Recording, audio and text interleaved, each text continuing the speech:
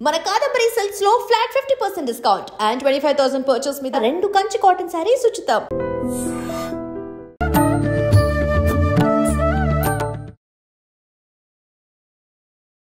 నమస్కారం, welcome to I dream. ధర్మ మార్గం విత్ విజిత కార్యక్రమానికి స్వాగతం.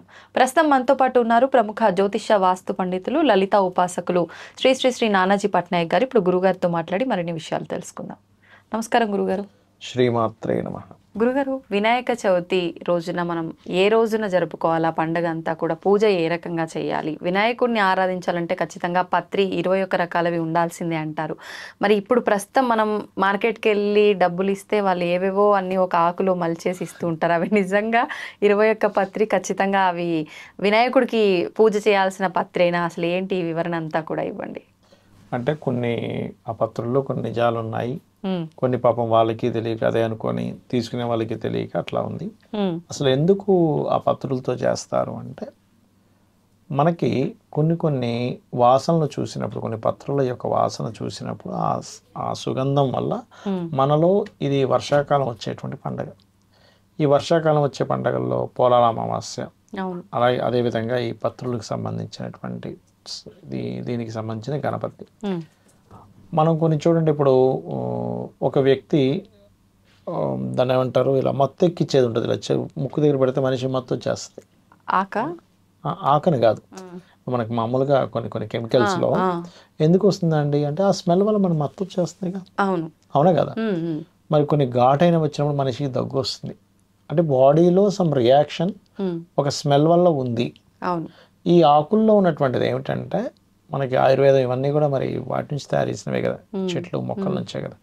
ఈ పర్టికులర్గా వీటి నుంచి మీరు ఎప్పుడైతే అన్నీ అక్కడ అమర్చుకుంటాడో, ఆ స్మెల్ పీల్చుకుంటాడో, తెలియకుండానే సైంటిఫిక్గా అది ఆ యొక్క వ్యక్తికి ఏదైతే రోగం రాకుండా ఉండాలో వాటి నుంచి అవి పుడతాయి.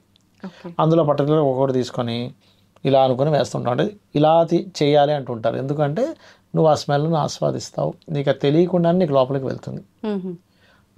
రకరకాల పత్రులతో, అందులో ముఖ్యంగా గరికలు. చెప్పండి. భగవంతుడికి సంబంధించినవి వండేటప్పుడు చేసేటప్పుడు ముక్కుకి బట్ట కట్టుకొని చేయాలంటారు. మరి ఇప్పుడు ఎంగిలి పడుతుంది అని అది వేరు. మరి పత్రి వేసేటప్పుడు స్మెల్ చూసి భగవంతుడికి వేయటం తప్పు కదా? స్మెల్ చూస్తూ వేయట్లేదు కదా. ఓకే, స్మెల్ చూస్తూ వేయట్లేదు, జస్ట్ మనకు తెలియకుండానే మనలో వెళ్ళిపోతుంటుంది. ఓకే, అదొకటి. రెండవది ఏంటంటే, ఇప్పుడంటే మనకి కొంచెం చాలా మటుకు మారాయి, కానీ ఒకప్పుడు చెరువులు ఉండేవి ఎప్పటికప్పుడు ఎక్కడికక్కడ. ఈ పత్రులన్నీ తీసుకెళ్ళి నిమజ్జనం చేసినప్పుడు కొన్ని ఆకులకి అక్కడ ఉండే వాటర్లో ఉండేటువంటి కొంత బ్యాక్టీరియాని, లేకపోతే ఆ వాటర్లో ఉండేటువంటి కొన్ని బ్యాడ్ దీన్ని తీసేసే లక్షణాలు ఉంటాయి ఈ పత్రికి. అలాగే అనేకమైన రుగ్మతలు, రోగాలని తీసేటువంటి లక్షణాలు ఉంటాయి కొన్ని పత్రులకి. అందుకని పత్రులు వాడమని చెప్తారు. అదొకటి, అవి కారణం ముఖ్యంగా. అలాగే ఉదయం నిద్ర లేచిన వెంటనే ఆ రోజు చక్కగా మీరు ముందు రోజు తెచ్చుకున్నా, అదే రోజు ఉదయం వెళ్ళి తెచ్చుకున్నా సరే, గణపతిని తెచ్చుకొని పూజ చేసుకొని, ఈసారి మనకి 27వ తేదీ వస్తుంది కదా, 27వ తేదీ వచ్చి 7వ తేదీ గ్రహణం వస్తుంది. అందుకని చాలామంది కూడా ఈసారి ఎలా ప్లాన్ చేసుకున్నారు అంటే, గ్రహణం ముందే మనం నిమజ్జనం చేసేద్దాము. ఎందుకు అంటే మరి ఎన్ని రోజులు అవుతుందండి? అప్పటికి 10 రోజులు అవుతుంది. కరెక్ట్. 7వ తేదీ గ్రహణం, 27వ తేదీ 10 to 11 days సంథింగ్ వస్తుంది. కొన్ని ప్రదేశాల్లో 13 రోజులు పెట్టేది, ఇంక పెట్టుకోకూడదు అని డిసైడ్ అయ్యారు ఈసారి. అంటే ఇంకా గ్రహణం తర్వాత ఉంచకూడదా? అంటే అలా కాదు. ఇక్కడ ఏమవుతుందంటే, గ్రహణం ఇప్పుడు మనకి టెంపుల్స్ మూసేస్తాం గ్రహణానికి, అవునా? అంటే వీళ్ళు ఇదేంటంటే, మరి ఆ సమయంలో పూజాది కార్యక్రమాలు చెయ్యం కదా, కాకపోతే లక్కీగా నైట్ టైం వస్తుంది. నైట్ టైం వస్తుంది కాబట్టి మళ్ళీ శుద్ధి చేయాలి. ఇప్పుడు మనకి టెంపుల్లో గ్రహణం వచ్చి వెళ్ళిపోయిన తర్వాత శుద్ధి చేస్తారు. ఇక్కడ శుద్ధి చేసేటువంటి ప్రక్రియ ఎక్కడుంది? అంత చేయాలంటే చెయ్యొచ్చు, చేయలేమని కాదు. అందుకని కొంతమంది ఎందుకులే గ్రహణం ముందే తీసేద్దాం, 9 రోజులకే తీసేద్దాం అని డిసైడ్ అయ్యారు. అలాగే గణపతిని పూజించేటప్పుడు ముఖ్యంగా గరిక 12 ఇంచీలు ఉండే గరిక అని చెప్పారు, శాస్త్రంలో ఉన్నటువంటిది. అలాగే ఆయనకి ఇష్టమైనటువంటి కుడుములు, అదేవిధంగా సాయంత్రం పూట ఖచ్చితంగా ఆ కథని చెప్పుకోవడం కంపల్సరీ చేయాలండి. మనకి చూడడానికి ఆ కథలో ఏముంటుంది అనుకుంటాం, కానీ తెలియకుండానే కాదు. ఆ ప్రతిరోజు ఒక్కలేదు, ఆ ఒక్కరోజు మొదటి రోజు మాత్రమే చవితి చంద్రుని చూడకూడదు కాబట్టి అది చేస్తూ ఉండాలి. ఇంకోటి మనకి అంటే ఇప్పుడు మరి పెడుతున్నారు లేదు కానీ ఒకప్పుడు గణపతి దగ్గర పుస్తకాలు పెట్టేవారు పిల్లలు. అవునవును. వీళ్ళకి ఏదైనా సరే ఆటంకాలు వస్తే ఎందుకు పెట్టేవారు, ఏం గణపతి దగ్గర ఎందుకు పెట్టాలి అంటే ఎవరి జన్మజాతక చక్రంలో అయినా వాళ్ళకి చదువులో ఆటంకం కలుగుతుంది అంటే దానికి కారణం ముఖ్యంగా కేతువు.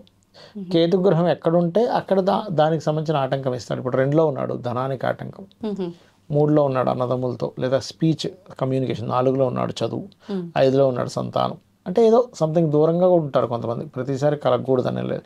లేదా పుట్టే సంతానం మంచి స్పిరిచువల్గా ఉంటారు. 7లో ఉన్నాడు వివాహం, 8లో ఉన్నాడు ఆయుష్ మీద యాన్స్టర్స్ ప్రాపర్టీ మీద, 9 ఉంటే తండ్రితో దూరం, 10 ఉంటే వీళ్ళకి కెరీర్ మీద పెద్ద ఇంట్రెస్ట్ లేకపోవడం, కెరీర్ ఎదగలేకపోవడం, 11 ఉంటే ఎంజాయ్ లేకపోవడం, 12 ఉంటే వివాహ జీవితం మీద. లగ్నానికి కేతు సంబంధం వస్తే ఈ వ్యక్తి స్పిరిచువల్గా ఉంటాడు లేదా దేని మీద ఇంట్రెస్ట్ లేకుండా ఉంటాడు. అలా అని వీళ్ళకి ఏదైతే ప్రాబ్లం ఉందో దానికి సంబంధించినటువంటి దానిలో ప్రత్యేకంగా పిల్లలు చదువులు సాగాలి అనే ఉద్దేశంతో అక్కడ పెట్టేవారు. Okay okay. ఆ రకంగా ఏంటంటే భక్తి శ్రద్ధలతో గనక చేస్తే చాలామందికి గణపతి కనబడడం, గణపతిని అంటే ఎలా అంటే మీరు గనక నిత్యము గణపతికి ఏదైనా చెప్పుకుంటూ చేస్తున్నారనుకోండి, గణపతి ఆన్సర్ ఇస్తాడమ్మా స్వప్నంలోకి వచ్చి. అవునా? నిత్యం ఆరాధించే వాళ్ళకి ఏ దేవత అయినా ఇస్తుంది, గణపతి ఒకటే అని కాదు. కాకపోతే ఈ కలియుగంలో కొంచెం తొందరగా కనెక్ట్ అయ్యేటువంటిది. ఎందుకు మీకు స్వప్న వారాహి అని ఉంది తెలుసా మీకు? స్వప్న వారాహి చేసిన వాళ్ళకి స్వప్నంలో వచ్చి చెప్తుంది అమ్మవారు. స్వప్న ఆంజనేయం ఉంది, స్వప్న ఆంజనేయం సాధన చేసే వ్యక్తికి ఆంజనేయ స్వామి కల్లోకి వచ్చి చెప్తాడు ప్రశ్న వేసుకుంటే. అలాగా కర్ణ పిశాచాలు ఉన్నాయి, అవన్నీ పిశాచాలు అది వేరు. దేవతా సంబంధించిన విషయాల్లో చూసుకుంటే కర్ణ మాతంగి ఉంది, ఆవిడ చెప్తుంది ఏదైనా అడిగితే. కాకపోతే ఆ సాధనలు కొంచెం కఠినంగా చేయాలి, కొన్ని నియమ నిబంధనలు పాటించాలి. అంటే ఈ సాత్విక పూజలేనా అవి కూడా? సాత్వికంగానే, సాత్వికము ఉంటాయి, రాజసము ఉంటాయి, తామసము ఉంటాయి. కాకపోతే ఏంటంటే రాజస తామసాలకు వెళ్ళినప్పుడు వీళ్ళ నియమ నిబంధనలు ఇంకా కఠినంగా ఉండాలి. సాత్వికంలో ఏంటంటే అంత ఇబ్బంది ఉండదు అనే దాంతో చేస్తూ ఉంటారు. దక్షిణాచారము, కౌలాచారము, వామాచార పద్ధతులు. ఇప్పుడు మీరు అన్నట్టుగా మండపాల్లో అయితే ఈ 9 రోజులు గ్రహణం ముందరే తీసుకుంటారు, అలా ప్లాన్ చేసుకోవచ్చు. ఇళ్లలో పెట్టిన వాళ్ళు ఏ రోజున తీయాలంటే కొంతమంది అదే రోజు సాయంత్రం తీస్తుంటారు, కొంతమంది ఒక నిద్ర అని చెప్పి మరుసటి రోజు తీస్తూ ఉంటారు. ఏ రోజున తీయొచ్చు అంటే అయితే 5 రోజులు కానీ 7 రోజులు కానీ 9 రోజులు కానీ చెప్పారు. ఇంట్లో అయినా సరే కొంతమంది 3 రోజులు కూడా తీస్తారు. డేస్ లెక్క పెట్టాలా? 5 రోజులు అంటే నైట్ ఈ రోజు పెట్టాము, ఈ రోజు తీసాము, ఒక రోజులో పెట్టి తీసేసినట్టు. కొంతమంది ఈవినింగే తీసేస్తారు, అవును అమ్మో ఇంట్లో అన్ని నిబంధనలు పాటించాలి. ఇంకొంతమంది నెక్స్ట్ డే లేదా ఆ నెక్స్ట్ డే, థర్డ్ డే తీస్తారు. నెక్స్ట్ డే తీయరు, సెకండ్ డే తీయరు. ఇంకొంతమంది శుక్రవారం వస్తే తీయరు, అమ్మో శుక్రవారం తీయకూడదండి అని. అలా ఇంకా ఎవరిది. కాకపోతే ఇక్కడ ఇవన్నీ కాదు, మనం ఏంటంటే భక్తి శ్రద్ధ భావన ముఖ్యం. అవి లేకుండా మీరు ఎన్ని చేయండి వేస్ట్. ఓకే. ఇప్పుడు భగవంతుడి ఆరాధనకు సంబంధించి చాలా వరకు నీకు స్తోమత ఉంటేనే నువ్వు క్షేత్ర దర్శనమైనా చెయ్యి, భగవంతుడి పూజలైనా చెయ్యి, ఆడంబరాలకు పోయి అప్పులు చేసి చేయకూడదు అంటారు. కానీ వినాయక చవితి విషయానికి వస్తే చాలా వరకు చందాలు వేసుకొని ఇల్లు తిరిగి తీసుకొచ్చిన డబ్బులతో ఈ ఉత్సవం అంతా కూడా జరుపుతూ ఉంటారు. దీని గురించి ఒక్కసారి వివరించండి. ఏం లేదమ్మా, ఇక్కడ ఫస్ట్ ఆఫ్ ఆల్ ఏంటంటే ఇప్పుడు మనం ఒక గ్యాదర్ అవ్వాలి, ఫంక్షన్ గ్యాదర్ అవుతాం, అందరం కలుస్తాం. ఇలా ఏంటంటే ఏదో మనం చందా ఇచ్చేసి వచ్చేసినట్టు కాకుండా మనం అక్కడికి వెళ్ళి చూసుకోగలగాలి. ఇప్పుడు మనం ఇక్కడ ఏంటంటే 2 విషయాలు. కొంతమంది బలవంతంగా చందా మీరు ఇంత ఇవ్వాల్సిందే, 100 రూపాయలు ఇస్తే 100 ఇవ్వడం ఏంటి, 500 ఇవ్వడం ఏంటి, 3000 ఇవ్వండి, 5000 ఇవ్వండి అంటే డిమాండ్ చేయకూడదు ఎప్పుడు కూడా. వీళ్ళు కూడా ఇచ్చేటప్పుడు మనస్ఫూర్తిగా భగవంతుడికి ఇస్తున్నాననే భావనతో ఇవ్వాలి. ఎవరి కోసం ఇస్తున్నాం, మనం వేరేవేమి ఖర్చు పెట్టమా? ఎన్ని వేస్ట్ ఖర్చులు అవుతాయి మనకి, ఓళ్ళని వేస్ట్ ఖర్చులు. అలా అని తీసుకునే వాళ్ళు కూడా చందా తీసుకుని వాళ్ళ స్థితి బాగాలేదు, 100 రూపాయలు ఇచ్చారు, 50 రూపాయలు ఇచ్చారు, పర్లేదు, నో ప్రాబ్లం, తీసుకోవాలి. ఓ మంచి బిజినెస్ మ్యాన్ ఉన్నాడు, ఏంటంటే మీలాంటి వాళ్ళు సపోర్ట్ చేయకపోతే అలా మంచిగా అడిగి తీసుకోవాలి, తప్పు కాదు. ఇక్కడ ఏమైపోద్ది అంటే వీళ్ళు బలవంతంగా అడిగినా వాళ్ళకి వీళ్ళు ఇదంతా కమర్షియల్ అయిపోయింది అనే ఫీలింగ్తో వాళ్ళు ఉంటారు. ఉంచుకొని కూడా ఇవ్వకపోతే ఏంట్రా వీళ్ళు హిందువులేనా అసలు అనేది ఇంట్లో ఉంటారు. కాబట్టి ఇక్కడ ఏంటంటే బ్యాలెన్స్ ఉండాలి. ఇచ్చే వ్యక్తి నేను భగవంతుడికి ఇస్తున్నాను, ఒక భగవత్ సంబంధించిన కార్యక్రమానికి ఇస్తున్నాను, మనస్ఫూర్తిగా ఇవ్వగలగాలి. తీసుకునే వ్యక్తి కూడా అయ్యో ఆయన స్తోమత బాగుందో లేదో, మనం ఇబ్బంది పెడుతున్నామా. కొంతమంది మనం ఇబ్బంది పెట్టకపోయినా వాళ్ళ నేచరే అంత ఉంటుంది, సరే. ఎందుకంటే ఇక్కడ మీరు మనస్ఫూర్తిగా ఇచ్చినప్పుడు దాని ఫలితం కూడా ఉంటుంది. అంత అప్పులు చేసి ఇవ్వక్కర్లేదు, 100 ఇవ్వగలను, 500 ఇవ్వగలను, లేకపోతే 200 ఇవ్వగలను, 50 ఇవ్వగలను. అయ్యా నా దగ్గర ఏమీ లేదు, నాకు ముందే శాలరీ లేదు, జాబ్ లేదు, ఓ 10 రూపాయలు ఇస్తాను, తప్పేం లేదు. కానీ ఉంచుకొని నీ దగ్గర ఆల్రెడీ ఉండి అమ్మో వీళ్ళు వచ్చారు అంటే నువ్వు ఎవరికి ఇస్తున్నావు అక్కడ? ఫస్ట్ నువ్వు ఏ కార్యక్రమానికి ఇస్తున్నావు? భగవంతుడి కార్యక్రమం, భగవత్ సంబంధించిన కార్యక్రమం, ఒక ఐకమత్యం అవ్వడానికి ఇస్తున్నావు. కొంతమంది అంటుంటారు ఎందుకు పెట్టాలి అంటే ఒక ఐకమత్యం భగవత్ సంబంధించిన దానికోసం ఇస్తున్నాం. దానివల్ల ఏంటంటే పెద్ద విగ్రహం పెట్టాం, దాని పూజలు జరుగుతుంటే ఆ చుట్టుపక్కల ఉండే ఆ ఎనర్జీ ఫామ్ అవుతుంది. వీళ్ళు చేసేది తప్ప ఇంకా దానివల్ల ఇప్పుడు పెద్ద పెద్ద మైకులు పెట్టేస్తే తప్పు, ఎట్లాగా పెద్ద పెద్ద మైకులు పెట్టి పక్క వాళ్ళకి డిస్టర్బెన్స్ చేస్తే తప్పమ్మా, అందులో ఇదేం లేదు. అలాగే రోడ్లన్నీ బ్లాక్ చేసేసి వీళ్ళనివ్వకుండా ఏ రోడ్లోంచి వెళ్దామని బ్లాక్ చేస్తే తప్పు. ఇక్కడ కొన్ని తప్పిదాలు కూడా ఉన్నాయి. ఎక్కువ బ్లాకింగ్ చేయకూడదు. ఆ 4 రోడ్ల వాళ్ళు మాట్లాడుకోవాలి, మనం ఇక్కడిక్కడే బ్లాక్ చేసుకుంటే మిగతా రోడ్లోంచి వెళ్ళిపోతాడు. సో మనం ఇట్లా ప్లాన్ చేసుకున్నాం. ఇష్టం వచ్చిన రోడ్ బ్లాక్ చేయడం, అసలు వాడి ఇంటికి వెళ్ళడానికి రూట్ లేకుండా కూడా చేయకూడదు. అవతల వ్యక్తిని బలవంతంగా తీసుకోకూడదు.